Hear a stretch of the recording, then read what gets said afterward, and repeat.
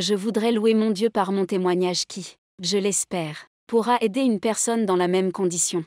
Que Dieu puisse toucher un de ses enfants pour lui donner de l'espérance. Cela fait un peu plus de 2 ans que les choses sont dures pour moi. Depuis 2020, je suis en arrêt maladie.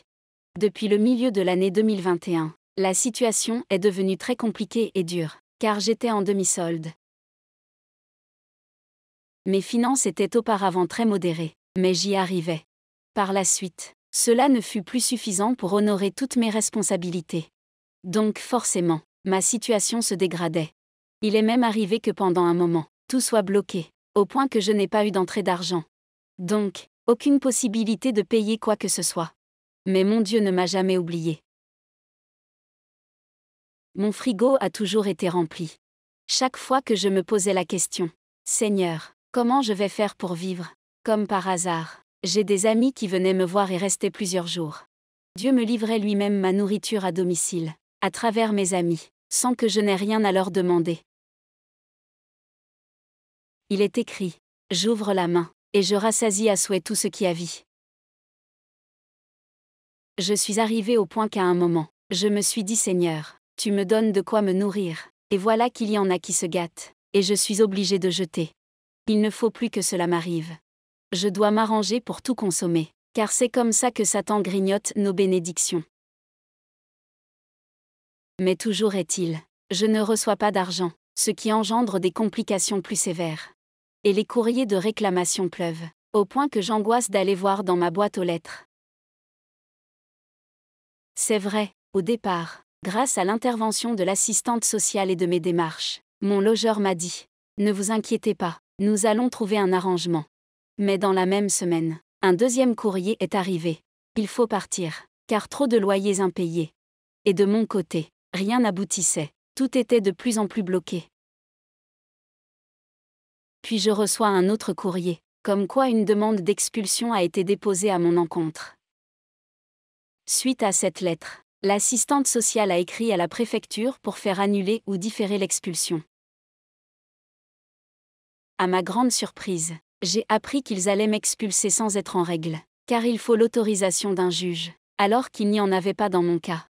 Comme quoi, parfois des gens se font expulser illégalement, sans même le savoir.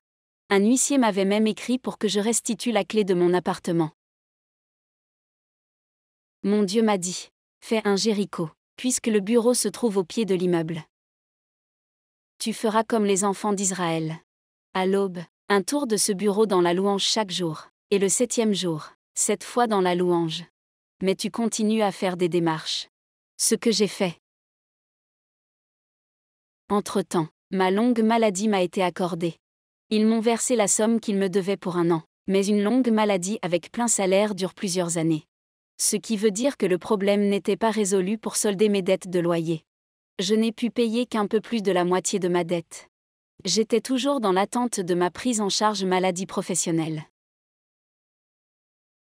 Après plusieurs tentatives pour pouvoir rentrer en contact avec le bureau, j'ai pu avoir rendez-vous avec quelqu'un. La personne m'a dit qu'il n'y a aucun dossier à mon nom. Pendant notre conversation un peu compliquée, Dieu a touché le cœur de mon interlocuteur, qui est devenu tout doux brusquement.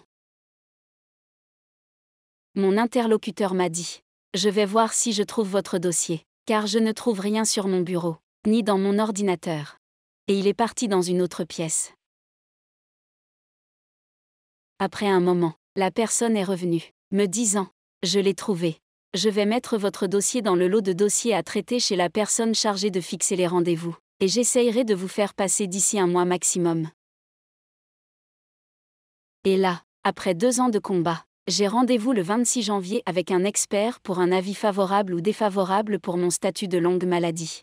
Mais Dieu continuera les bonnes œuvres qu'il a commencées pour moi.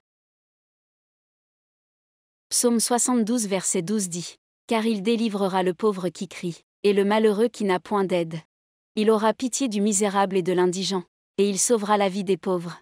Il les affranchira de l'oppression et de la violence, et leur sang aura du prix à ses yeux. » Merci de votre écoute, et merci Jéhovah Nissi.